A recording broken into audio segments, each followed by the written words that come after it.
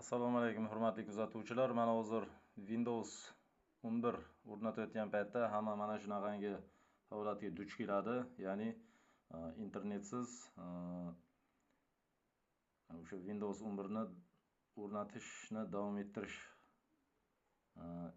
holati cheklab qo'yiladi. Shunday paytda mana hozir Shift plus F10 tugmasini bosasiz. Kimnidir notebookida Shift F10 ni bosish kerak bo'ladi. Mana biz bosdik shu tugmani.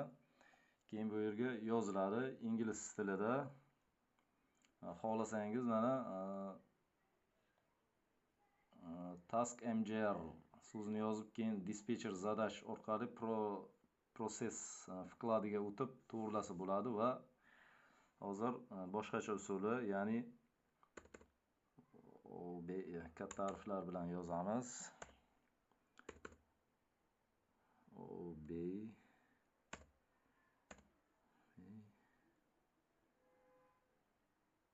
Keyin haligi yo'q, bunaqangi va by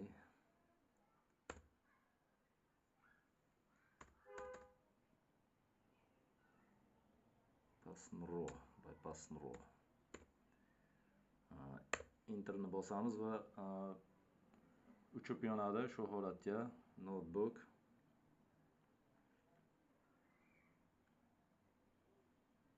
Holatda uchib yonadi. Mana ko'ryapsiz, uchib yonmoqda notebook.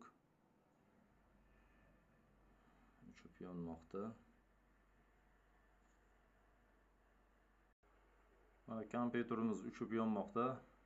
Hozir uchib yonib bo'lgandan so'ng dalishni ko'rsatamiz. Mana hurmatli kuzatuvchilar, uchib yondi. Mana boyagidek mana bu yerda u meni net interneta degan joy yo'qdi. Ya'ni endi men bemalol internetsiz o'rnatishni davom ettirsa bo'ladi. E'tiboringiz uchun rahmat. Sog' bo'ling.